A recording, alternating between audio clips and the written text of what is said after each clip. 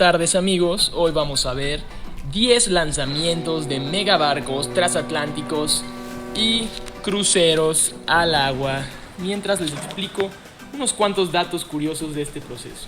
Las leyes de la física son maravillosas, sobre todo cuando hablamos de megaestructuras. Si el ser humano peca de algo con respecto a otras especies, es de ambicioso, y más aún, en posesión de conocimientos para desafiar la naturaleza. Como vemos, por ejemplo, en construcciones de rascacielos que inclusive dan vértigo con solo verlos, pero eso no es todo. Cuando se trata de desafiar a la naturaleza, uno de los procesos más temibles es liberar uno de estos barcos colosales al mar. Como podemos ver, entra la física en juego.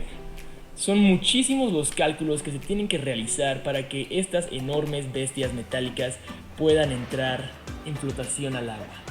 Y si no se realizan estos cálculos impresionantes, podrían tener fallas multimillonarias que terminan por arruinar inclusive empresas que construyen a estos barcos. Probablemente ya te hayas preguntado al ver alguno de estos buques cargueros o los típicos cruceros gigantescos llenos de turistas, ¿cómo es posible que puedan poner eso a flotar después de su construcción? Este proceso es denominado como botadura, y según el tipo de barco y pues en el tiempo en la historia donde se ha hecho la botadura, depende muchos factores. Existen 3 tipos de deslizamiento. El deslizamiento frontal, que es el que más comúnmente se utiliza en barcos, pequeños ferries comerciales y yates.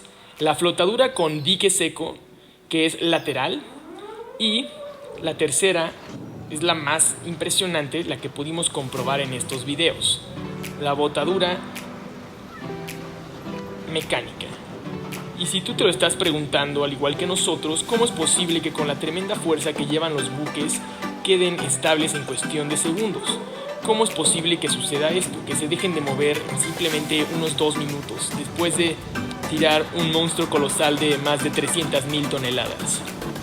Y aquí es donde entra Arquímedes para explicarnos toda la dinámica. La botadura lateral se ideó en el siglo XIX y se generalizó en la segunda parte del siglo XIX, después de la Segunda Guerra Mundial, ya que muchos navíos se construyeron durante esa época y una opción era la preferente, y por las limitaciones del espacio no se podían realizar la botadura por deslizamiento, ya que los canales eran demasiado estrechos.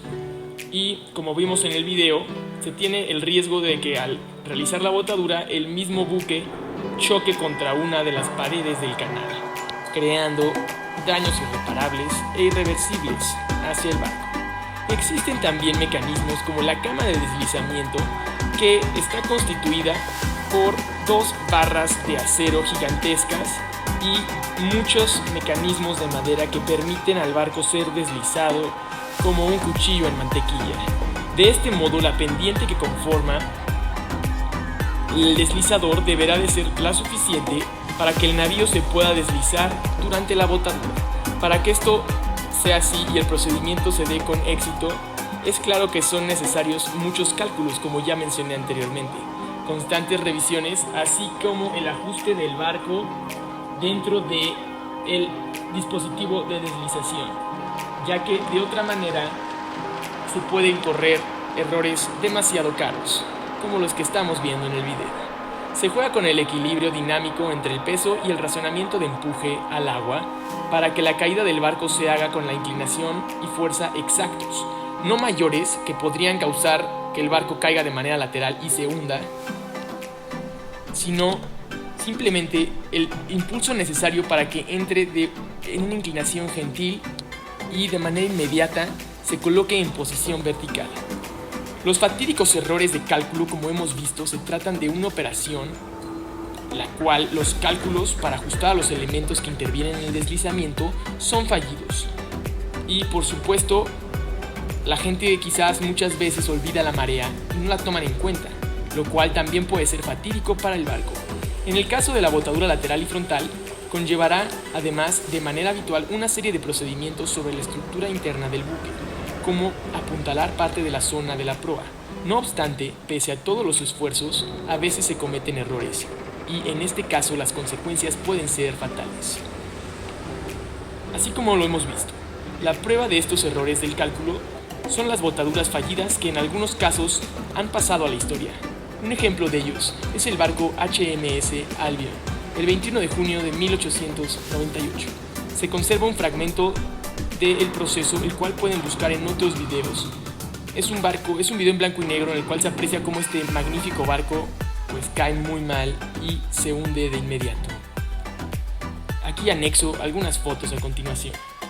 También sabemos que los terráqueos somos seres que siempre están buscando explorar más allá y siempre queremos cosas mucho más grandes que las anteriores.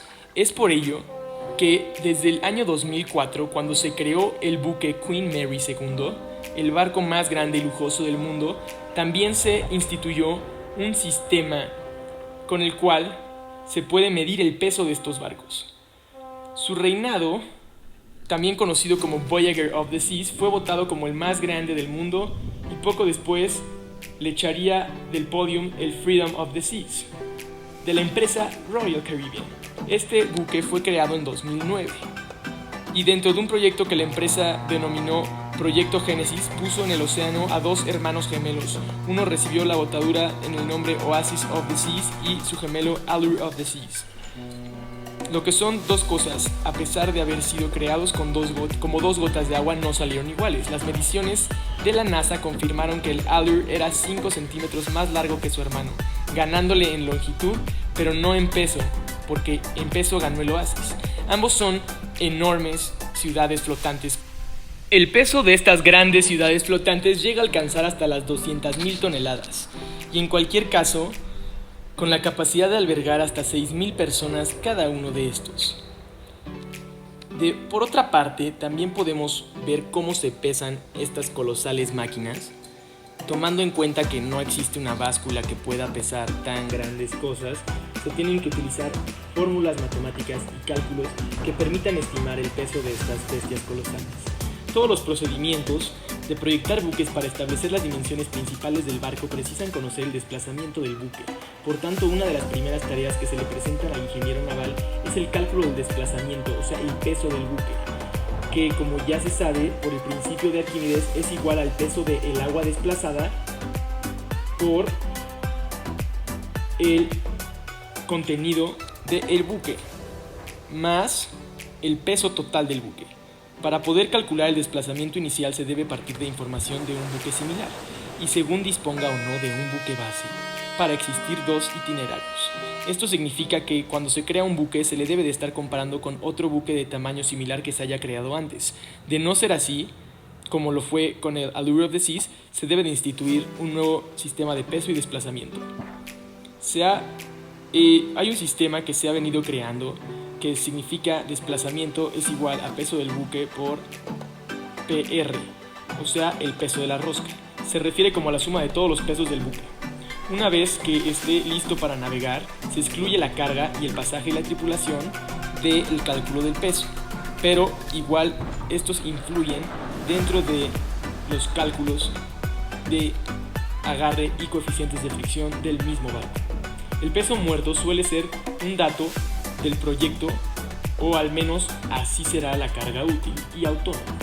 Esto quiere decir que la incertidumbre respecto a esta partida de desplazamiento se puede considerar nula.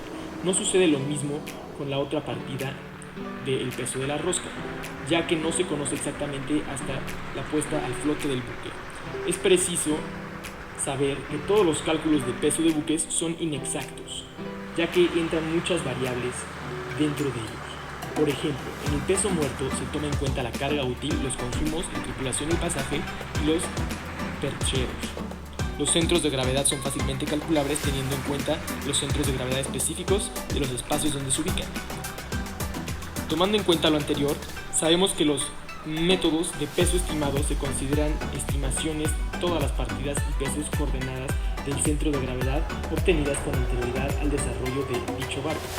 Y esto se tiene que recalcular con el paso de los años, ya que también los barcos pueden cambiar en forma y longitud. Ahora, también se utiliza un porcentaje de actualización que va en base a un coeficiente que se genera con la carga que se le coloca al barco. Esto es específicamente en barcos cargueros y transatlánticos que manejan grandes volúmenes de mercancía. Y bueno, amigos, eso ha sido todo por este video. Les agradezco mucho. Por favor, dejen su manita de like si les gustaron todos estos datos curiosos. Y también no olviden dejarnos en la caja de comentarios alguna idea para el siguiente video. No olviden suscribirse y recuerden, el doctor los quiere un chingo. Cuídense. Nuevamente aquí, amigos, para recordarles que no soy ningún youtuber de renombre ni tengo sponsors en estos videos. A duras penas y tenemos para tragar mi queridísimo profesor y yo. Así que quería nada más decirles que por favor vayan y escuchen 1 o 2 capítulos de nuestro podcast, ya que a eso es a lo que nos dedicamos y estos videos simplemente son para que el algoritmo de YouTube no nos abra la mierda. Los quiero mucho, amigos, nuevamente, el doctor aquí, este video es para ustedes y pues ya, nos vemos. Cuídense, chao, bye bye, so long.